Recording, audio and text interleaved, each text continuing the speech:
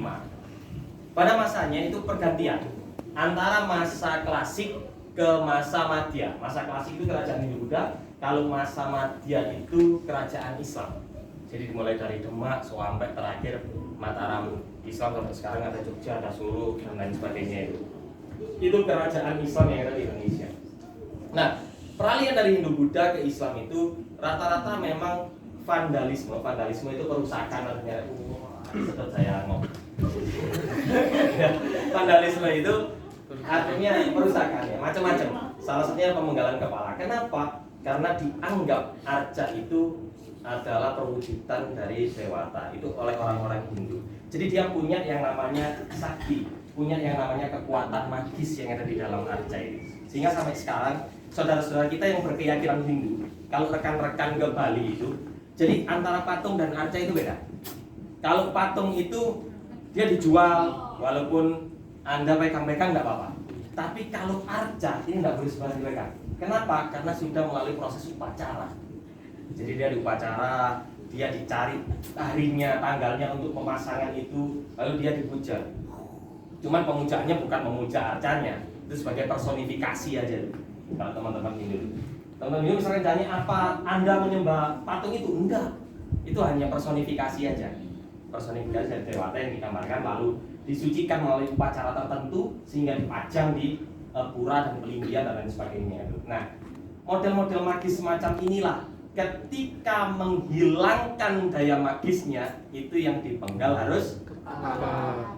Kenapa?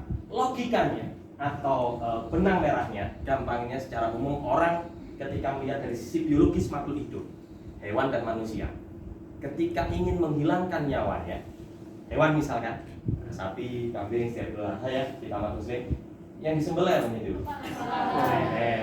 itu antara kepala dengan badan untuk dibuang. Dibuang apanya? Jiwanya. Manusia gimana? Coba kalau nggak percaya. Kira-kira masih bisa hidup nggak? Oleh sebab itu yang namanya kepala atau yang namanya mustoko itu inti.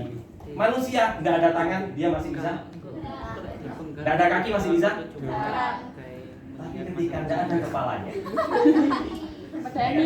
kira-kira kamu juga pasti akan kaget itu. Kalau lihat orang yang mungkin cacat, dia mungkin kecelakaan atau laka, dia tangannya hilang, kamu biasa. Tapi kalau ada orang yang nggak ada kepalanya terus dia jalan, kamu takut, itu saya yakin. Iya kan? Oleh sebab itu yang namanya kepala itu adalah profan, dia inti dalam kehidupan biologis, dia inti. Nah, arca disamakan dengan itu. Jadi kenapa yang dipenggal kepalanya untuk menghilangkan magis. Magis itu ya yang tadi saya dipacari dan sebagainya itu. Magisnya supaya hilang. Ketika hilang, maka dia tidak bisa disembah lagi. Paham ya? Nah, itu terjadi di masa peralihan atau masa ketika penggempuran antara kerajaan satu dan kerajaan lainnya. Lalu ada lagi peristiwa pemenggalan arca itu ada di masa kontemporer. Kontemporer itu peristiwa 65. Jadi 65 itu ketika kamu kenal dengan hari kelam, ya, tanggalnya 30. Kita peringati sekarang setengah tiang itu atau Kesaktian. yang dikenal dengan Pancasila Sakti. Kesaktian Pancasila. 30 Desember. September. September. 30 S. Padahal kejadian sebenarnya ini hari 1 Oktober. Nah, gestok gerakan 1 Oktober atau 30 September itu pada masa itu organisasi-organisasi Islam, terutama dari NU ya, dari Muhammadiyah, dari anak-anak IPNU, dari anak-anak IMM dan sebagainya itu waktu itu bergerak untuk membasmi yang dianggap sebagai Partai Konoha Indonesia, Partai Komunis Indonesia, PKI. Ya, PKI dianggap tidak boleh sehingga banyak orang-orang waktu itu memberantas. Ketika itu diberantas juga, ketika ketemu dengan arca-arca itu, wah ini berarti proses pemberhalaan, ini proses menuju ke ingkaran, ini kekufuran, ini proses menuju ke kekafiran itu orang itu, maka ini harus dihilangkan. Banyak arca-arca yang dipenggali, terus dikubur, terus dirusak dan sebagainya. Itu peristiwa 65. Jadi nggak hanya dari sisi manusia aja, tapi dari sisi cagar budaya, dari kebendaan itu 65 itu ada hal semacam itu. Jadi pemenggalan kepala ada lagi di sana. Kira-kira itu, Pak, jawabannya. Rutang nembus. Kira-kira ya. Pak, kalau anak-anak tak jawabnya nggak paham. Kan tadi udah bilang nggak paham ya.